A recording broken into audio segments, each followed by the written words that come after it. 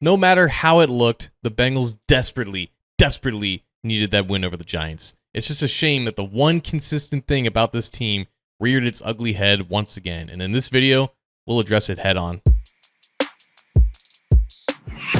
Breathe in and breathe out, Bengals fans. This is John Sheeran of A to Z Sports Cincinnati, and the Bengals got an ugly, messy, discouraging, whatever adjective you want to use. The Bengals got a win on Sunday Night Football against the New York Giants, 17-7. Didn't quite feel like a 10-point victory based off the offense's ineptness and all the missed opportunities and really careless plays that the Bengals made in this one, but is that not the theme of the 2024 season? Whether it be a defensive holding penalty by DJ Turner or a defensive pass interference penalty by DJ Turner that were thankfully countered out by his clutch fourth down stop, whether it's a Jamar Chase drop, whether it's a Cordell Volson holding, whether it's a Zach Moss fumble, whether it's a Chase Brown fumble that was nearly recovered by the Giants, whether it's Marius Mims being really slow off the snap and giving up an easy sack, whether it's Joe Burrow not getting the ball out in time and being sacked too many times. Despite the topsy-turvy nature of the 2-4 start this season, there seems to be just continuous issues and problems that arise every single week, despite the inconsistent nature of said problems. Could be one week is something and another week is another thing, but the problems themselves just arising is the consistent theme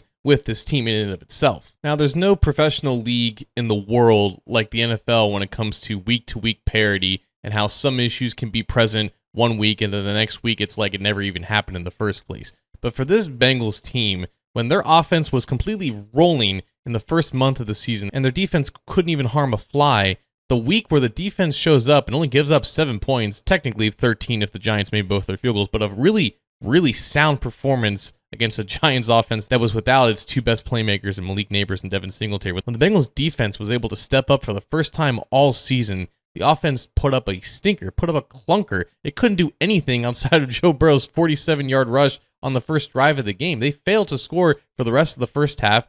Jamar Chase finally gets going with a 33-yard reception to begin the second half, and they can only muster a field goal there because, let's face it, a pretty weak holding penalty at the end of the drive. But even still, 10 points entering the final drive of the game, it's not good enough, regardless of how strong the Giants' pass rush was going to be, and we talked about that at the end of last week. No matter how badly the offensive line was kind of overmatched at parts of this game, the fact that this team cannot put together a complete game, cannot play complementary football, some side of the ball has to be going through a complete rough patch every single week, that is troubling. That is very concerning when you're talking about so many games left to go against really competent teams, better teams than the Giants led by Daniel Jones. Just critical mistakes really hampered the Bengals in this game, and if they made one or two more, we might be talking about a different result here. But we're not. We're talking about a Bengals win, a win that the Bengals desperately needed, and yes, there are definite positives that you can take from this game. The fact that they were able to close out the game at all thanks to clutch plays by Joe Burrow and eventually